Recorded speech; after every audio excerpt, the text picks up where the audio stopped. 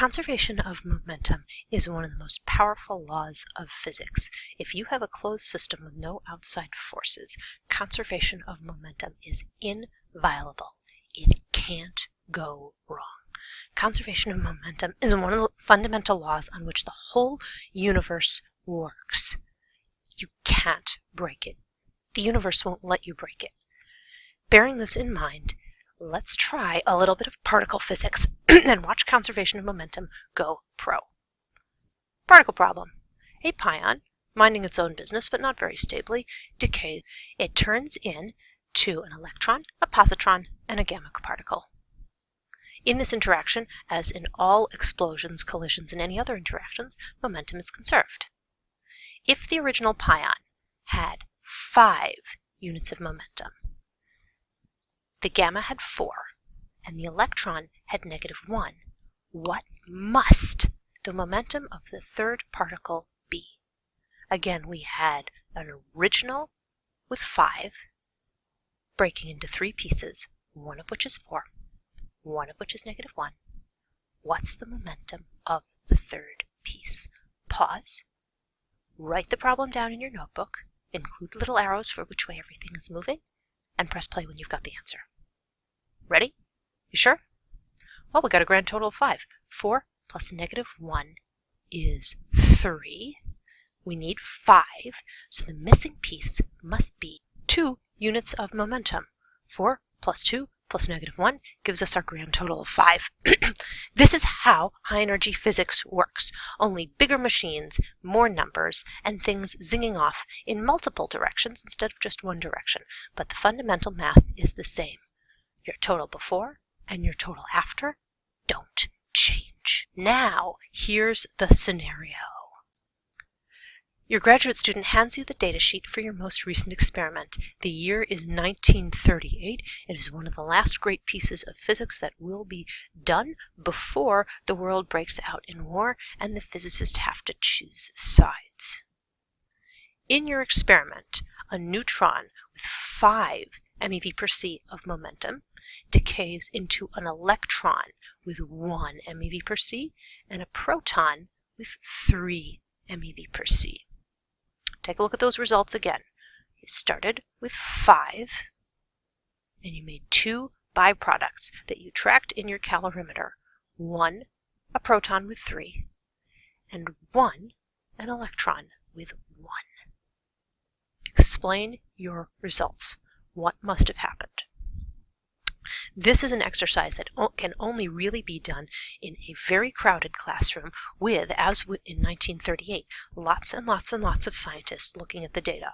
Pause the video and spend 30 to 180 seconds really thinking. Look at the problem, decide what must have happened.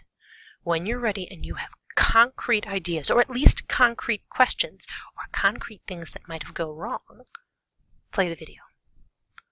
Ready? These results are clearly impossible. If you start with 5 units of momentum, you will jolly well end with 5 units of momentum. At the moment, we have 4 units of momentum. 1 unit has gone missing.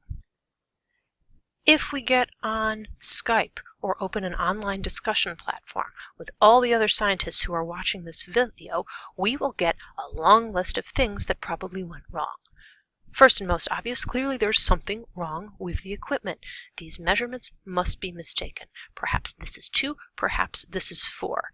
In the 1930s, this experiment was run again and again and again and again. There is no doubt that the measurements were accurate, they were consistent, and the same size chunk of momentum went missing every single time. Next most obvious place to point the blame is the equipment. Clearly the equipment is faulty. Were you one of the many scientists who said, clearly there must have been something else? Now, we can't say that the something else was light or radiation, because light, radiation, electricity, all those good things are quantized. We're at the subatomic level. That's what a gamma particle is. It's a flash of light, it's extra radiation, and if it's got an electric charge, it's going to be an electron or something else in the electron family. The calorimeters, even in the 30s, were extremely accurate.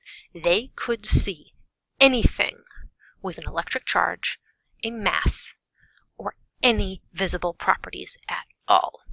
So, what to do? Recalibrate the equipment. There must be a leak in it somewhere. There must be a way that other outside forces could get in or other particles could get out. So, in the 1930s, all of the equipment is recalibrated multiple times. It is checked and rechecked and re-rechecked. The vacuum seals are locked tight. Absolutely nothing is getting into or out of that calorimeter. So what must have happened? This experiment has been run again and again. The data is absolutely positively confirmed. We are starting with 5, we are ending with 4, and absolutely nothing is wrong either with the experimental setup or with the data or with the equipment. Now pause the video again for a good long think and write down on your elementary particles worksheet in the appropriate spot for the third question, what must have happened? We are forced to an inescapable conclusion. Unpause the video when you have a concrete idea of what must have happened. It doesn't have to be realistic. It doesn't have to be accurate. It doesn't have to be brilliant. It can be completely ridiculous, but don't press play until you have at least a guess that explains how one particle with 5 units of momentum can decay into a set with only 4. Ready? You sure? Does your explanation involve gremlins or fairies or something that cannot be seen, that cannot be felt, that cannot be heard, that cannot be smelt, that has no visible properties of any kind? Because if we did have visible properties of any kind, then our particle detector would have picked them up when it detected the electron with 1 and the proton with 3. All of our electric charge is accounted for. Electron plus proton, that's negative plus positive, that's 0. Conservation of electric charge, we started with 0, we ended with 0. Conservation of mass has checked in. If you've noticed in chemistry, add the mass of the proton to the mass of the electron, you will get exactly the mass of the neutron. The neutron is a little bit heavier than a proton, but not much. How much? The mass of an electron, which is quite small. We have no electric charge unaccounted for. We have no mass unaccounted for. We have no luminosity. We have no radiation. Those are fancy words for gamma particles. And let me tell you, we had a whole layer of that calorimeter devoted to gamma particles, as the chemists call them, or photons, as the physicists and some other chemists call them. They're not there. That means that if indeed there is a third particle here, it must be massless, at least to our standard of measuring mass. It must have no electric charge. However, it would have one property that we can measure. Look at this experiment and say, if there's a magical, mysterious, fairy gremlin particle over here, what property would it have? Pause the video, press play when you're sure. By all the laws of physics as we understand, there must be a magical mystery particle here with 1 unit of momentum. And every single time this experiment is repeated, that same 1 unit of momentum goes missing. Magical mystery particle? Sound ridiculous? Sound past the realm of human believability? I thought that was a joke answer. Anybody got a better answer? Anyone? Anyone? Bueller? We're down to 2 choices.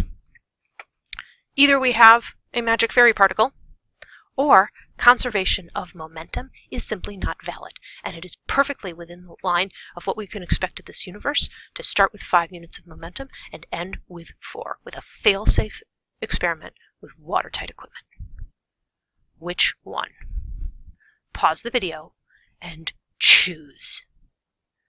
Be absolutely certain you know which one you're sure about.